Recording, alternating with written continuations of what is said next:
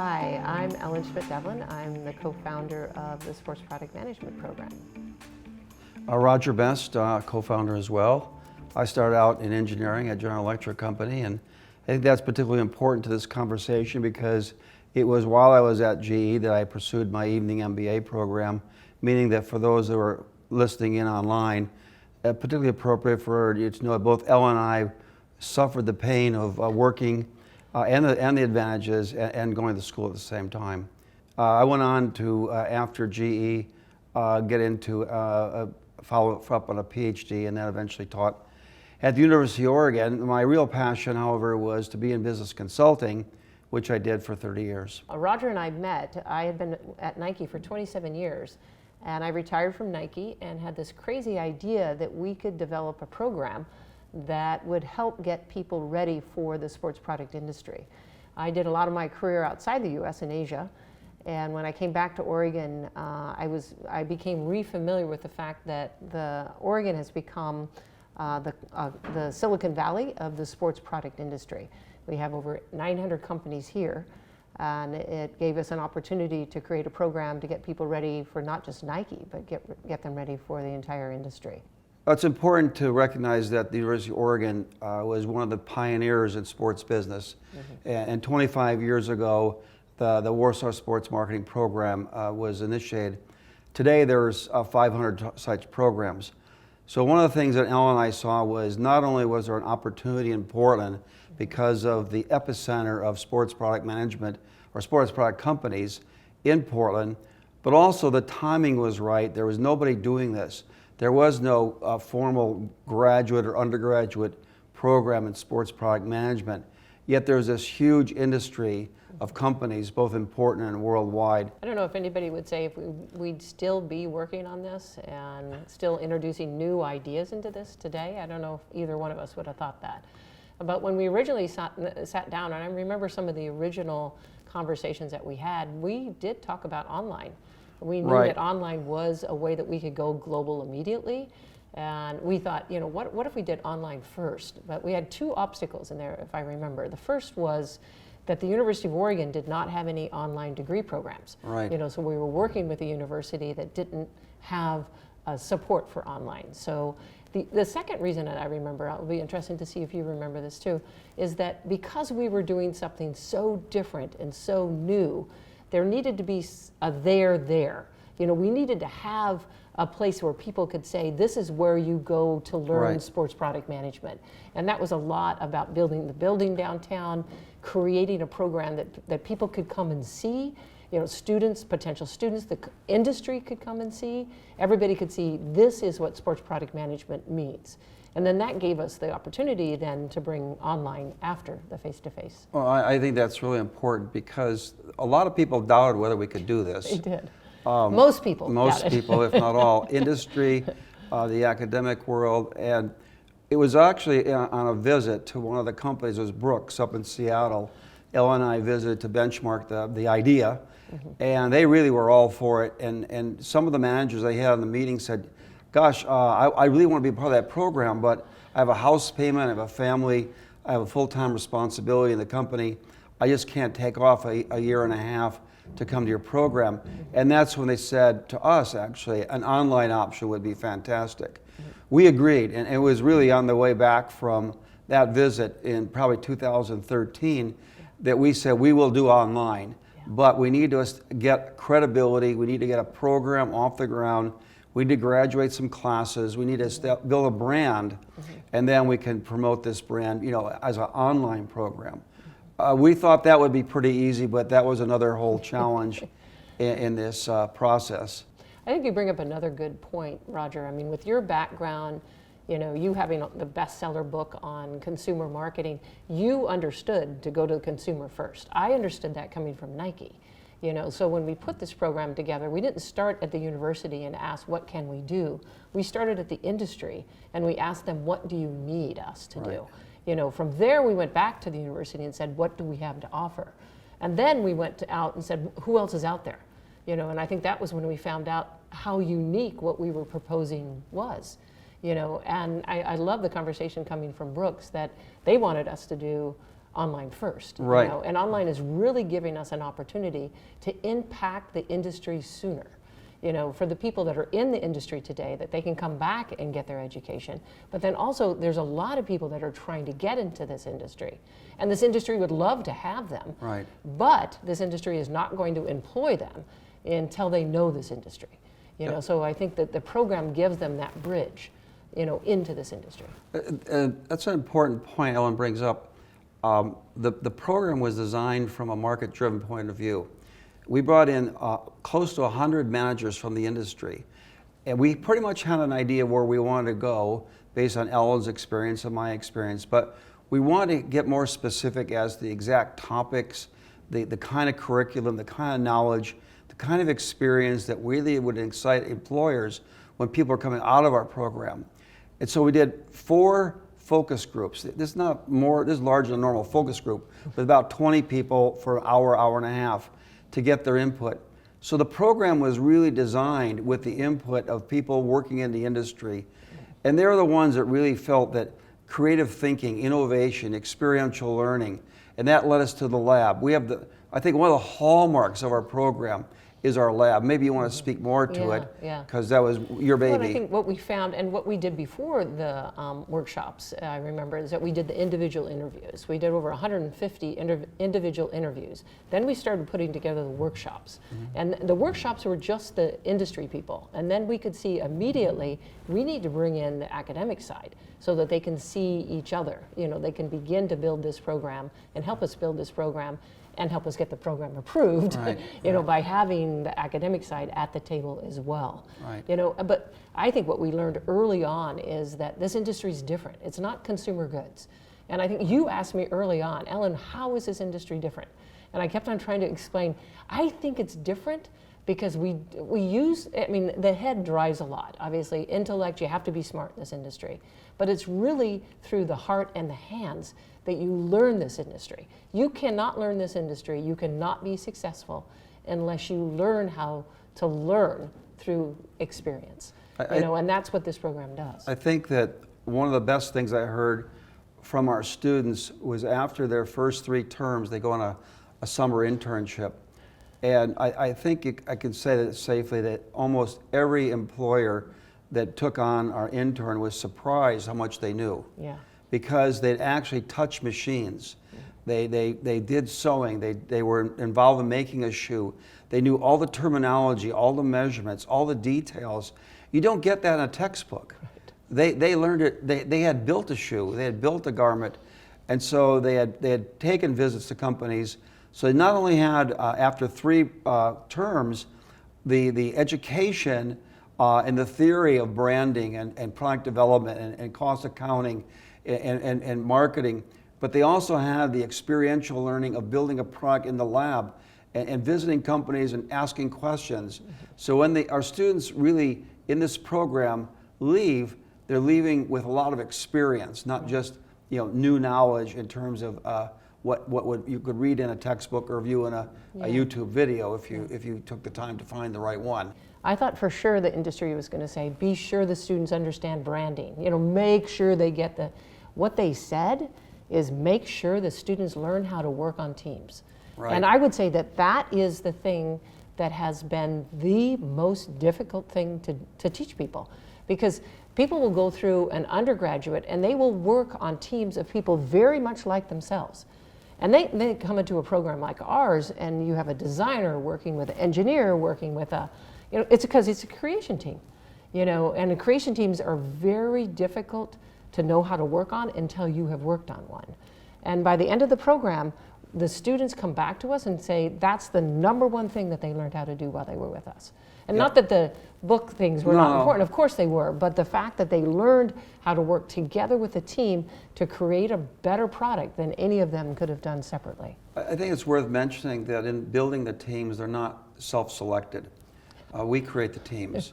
So we look at a team as having a good cross-section of international students from different backgrounds. Make sure there's maybe an engineer on the team, a design person on the team, maybe a marketing person or international business, but also very, very integrated in terms of both international and different ethnic and orientations. So by definition, the team is going to have conflicts because they're all different. And especially when you're working with people who maybe are less verbal because of their cultural background. You've got to bring them into the conversation. That's part of building a team. So again, this is not a classroom exercise. This is an experiential exercise. And we find that teams then study together.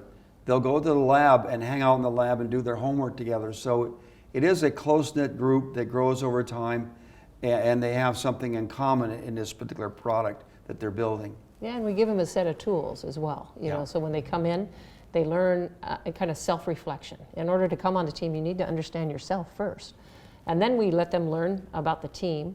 Then we go through an exercise of conflict resolution, because that needs to be something that they learn together. And then they learn that basically the whole reason that we're doing this is for them to learn how to become the next leaders for this industry. And the online program's a little bit longer, just because it takes, you know, understanding that we have people. Ours was longer too. Yeah. I was 3 years. That's right. I was 4. And then, so I keep saying that because I think when you're remote and you're online and you're working all day, and then you have to take a class at night online, we did the same thing. We had travel responsibility. I was a new product manager. I missed classes because I had to travel and I had to make them up. So all the things you're experiencing, we experienced, Ella and I in particular. Yeah. So we're particularly sensitive to the needs of the online student, having actually lived that lifestyle. In my case, 3 years, and Ellen's 4. Yeah, I think it's also interesting that, I mean, we still use the term student, but really we treat people in this program as a professional. That because we don't want you to be surprised at all when you go into this industry. You know, so our expectations are as if you are a professional. The other part of that is that our faculty, the majority of them were in this industry. So they learned about this industry, and they were able to take those learnings and pass them on to our students. We wanted people from many different backgrounds in this program. What were the different backgrounds we were looking at? Well, really, the industry had told us they really needed more engineers. So whenever we could see an engineer applying, we really went out of our way to see if they were going to be the right person, because we still wanted people who had that passion for the industry, were creative thinkers, had that energy, the potential for being leaders. And we could see as people who would fit in the industry, but we would even bend over a little bit more for engineers, because we realized that was a shortage. Because you were an engineer. Well, no, that really wasn't the issue, but I think you're the one that told me that the engineers were shortage. And I also had people from kinesiology, exercise science, some of the more science-related. We were naturally going to get a lot of business students and international studies. And of course, they were great students, but we also wanted design students, people who had backgrounds and undergraduate, maybe experience in design or filmmaking, whatever it might be. So we're really looking for those talents that would transfer to the industry. And a lot of times, some of those people, those talents were what attracted our employers. Now, to say they're going to work in that particular kind of job, but it certainly got their attention because of their experience and the kind of, not only education, but sometimes the kind of products they were creating before they came into the program. Right. And I think what was interesting as to help the students understand that if you look at what's been communicated about product creation, people understand only one role, and that's product design. But we wanted them to understand and that we're getting people ready for every single role on the product creation team. But ultimately, we're getting students ready to lead this industry. You know, so the names of the positions are product line management, product developer, product engineer, product innovator, you know, materials research, you know, we've got operations people. I mean, these are all the types of roles that our students are going into today. Right. You know, I think that you and I are proud of the fact that we have 3 classes so far that have graduated, and we have over 90% of our students, Roger, are currently in the industry. Some of them have been promoted 2 to 3 times so far, because as soon as a company realizes what our students know, they start helping them to contribute more to their company. Part of our job in the program is to help people become aware of what's available, because it's like in any company you hear, oh, the marketing manager, the product manager. There's a lot of things that go on below that are important functions. So working on the supply chain, working on pricing, demand analysis, consumer insight, consumer research. These are all huge responsibilities. Often those are going to be the starting positions when you leave the program. So part of our job in the program is to unbundle the mystery of what goes behind these words like PLM or product line manager or product developer or market planner, because behind it is maybe 15 to 20 or 30 other jobs that are probably more likely where you're going to start. And then obviously your education is building you that baseline so that you can grow to a higher level position, because you not only understand that role, but you had courses in financial management, cost accounting, supply chain. In other words, your breadth of knowledge is going to be the basis for you to be able to go to the next job after that. And that's part of our mission in the program. Yeah, and I think that we've talked a lot about, what can we teach? And then what are the things that we just have to make sure that the people that come into this program already understand? And I know that we both feel very strongly about the students that are in the admissions process. We're choosing students for this program that are the future leaders of this industry. This industry is a global industry. It's growing. There's more and more companies. They need new leadership. And so we are very careful to make sure that we're choosing students that have a high level of curiosity and that are very ambitious. And if you have those two elements in this industry, then take this education on top of it, you are going to lead in this industry in the future. I think we're often asked about the future of this industry. And because we developed a program where we're using a lot of the current assets, if you will, people that have experience in this industry. Roger, what do you think on the future of this industry? Well, the industry, I'm studying the industry from a global perspective. It's on fire. It's growing. It's a $360 billion industry, and 40% in the United States. China is just going to explode in the next. We all know it's exploding, but it's nothing compared to what it will be. So the potential globally for this industry is enormous. And we're one of the few institutions offering this education. We're really at the beginning of something that really should go global. So from our perspective, Elle and I have shared this thought before, we do envision potentially the day will come where we'll have programs in Asia and Europe that the University of Oregon will be part of, and we'll have our brand on there, and we'll probably partner with maybe a leading school in those regions to sort of help those companies have the same opportunity we're providing here in Portland and the United States. So that, but also, again, the online option and being able to maybe offer it in other time zones. I've done online education with a variety of companies, and we're doing it now with SPM. And it's a challenge for people to sort of and for our instructors to dial into Asia, Europe, and Latin America all at the same time. So it'll be more convenient in the future, down the road, to have our instructor in Europe doing Europe and Asia doing Asia, and Latin America or out of the United States, because our time zones are so similar. I really see technology driving where product will be in the future, and also driving where the process will be. And I think you're referring to the process of education, which how technology is changing education daily. Also in the industry, it's interesting to me that the new CEO of Nike comes from a technology background. John Donahoe talked about Nike as a technology company, not as a footwear or an apparel company. And so I think our smart materials class, our association with companies like Intel in the future, I mean, we're really looking at this as a growing industry that will touch other industries that are today maybe considered different than the sports and outdoor industry. So, I mean, I would say that and the passion that it took to put this program together is the passion that is shared at this industry.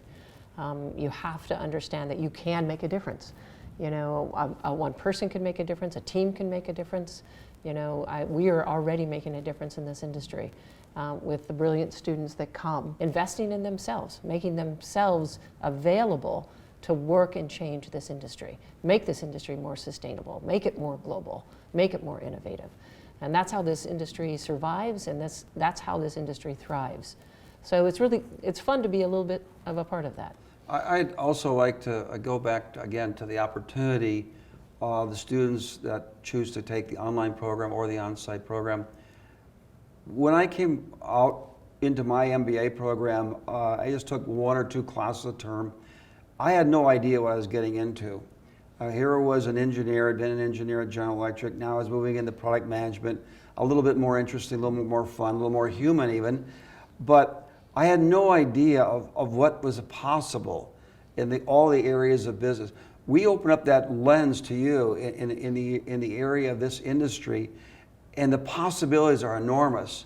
And all I can say is my life changed over the course of those 3 years. And when I was all done, GE was wonderful to me. I've been promoted, rewarded in ways that I could never have expected. But guess what? I wanted more because I saw more. I saw so much more opportunity. And I was young enough, I wanted to challenge myself. I knew I could work at GE for the next 30 or 40 years, but I wanted something more. So I hope in the program you discover that something more. That's something that maybe you didn't really realize was out there, that's in a class or an instructor, in a project that motivates you to go further as a result of this program. It's not just the program and the degree, it's about what it's going to do for you in that next step. How are you going to energize yourself the way you want to? You're really designing your own roadmap from here forward. And that's why we put the program together for each of you. So thank you, Roger. Thank you, Ellen.